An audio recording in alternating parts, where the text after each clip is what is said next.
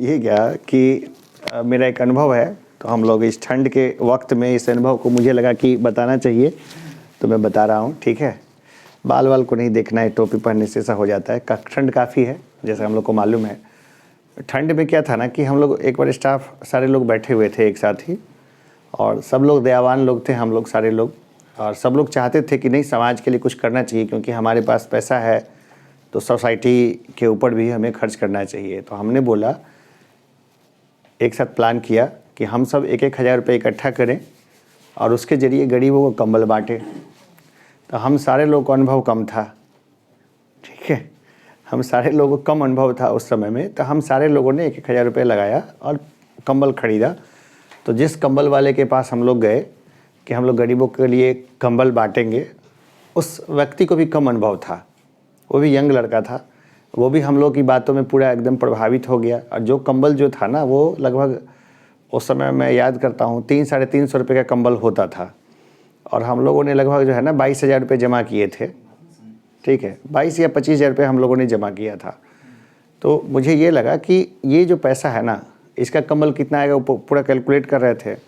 उस लड़के ने जो खरीद रेट था, यानी जितना हमने सोचा नहीं था, उतने कम रेट में हमें कंबल दिए, और वो सारे कंबल ले करके हम सब लोग जो थे ना, वो बड़ी मुश्किल से तक कंबल लाए। एक हम जगह पे सारे लोग लड़के रहते थे, वहाँ पर उन्होंने इकट्ठा किया, और इसके बाद हम लोग जयपुर में, हमें पता था कि रामगंज चौपड़ है, बड़ी चौपड़ है, इन सब साइड में पंक्चर बनाने वाले हो गए या पॉलिश करने वाले लोग हो गए, या फिर पत्थर स्टोन बेचने वाले लोग हो गए, वो सड़क के किनारे ही सोते हैं।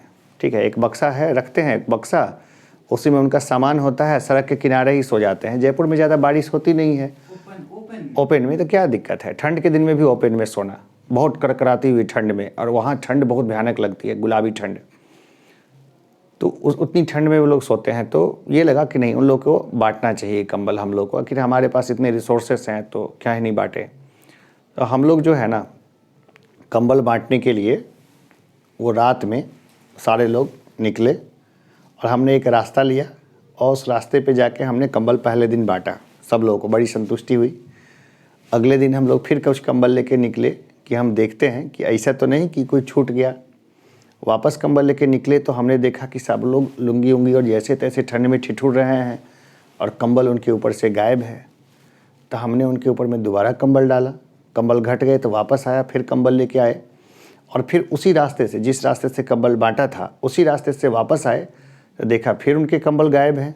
ठीक है, तो हमने कुछ लोगों को जो कंबल दिया था उन लोगों को उठाया, भाई कंबल कहाँ गया, आपको हम कंबल दे के गए थे। तो थोड़ा सा झेपे, फिर कुछ बोले नहीं, फिर दूसरे से पूछा कि कंबल कहाँ गया। ऐसा तो लग गया कि हाँ, जयपुर में ऐसा तो नहीं था कि कोई छीन ले कंबल किसी का, किसी गरीब आदमी का कंबल छीन दिया जाए। जयपुर ऐसा शहर नहीं है, वो थोड़ा आदमियों वाला शहर है, इंसान बसते हैं वहाँ पर।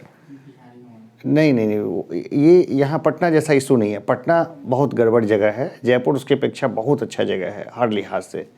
वहाँ इंसानियत है, लिटरेसी रेट भी ज़्यादा है, और प्लस पैसे वाले लोग भी ज़्यादा हैं। बहुत ज़्यादा तारीफ़ नहीं कर रहा मैं, लेकिन कई मामलों में जयपुर बहुत बढ़िया है। और अपना पटना तो मेरा अपना शहर है, पटना हो गया या बिहार का कोई भी शहर, तो वो शहर से भी मुझे बहुत प्यार है। और जयपुर भी मेरा अपना कर्मस्थल रहा है, और अध्ययन भी मैंने उसी एरिया में बहुत सारा किया है, इसलिए वो जगह भी मेरे लिए बहुत अपना है।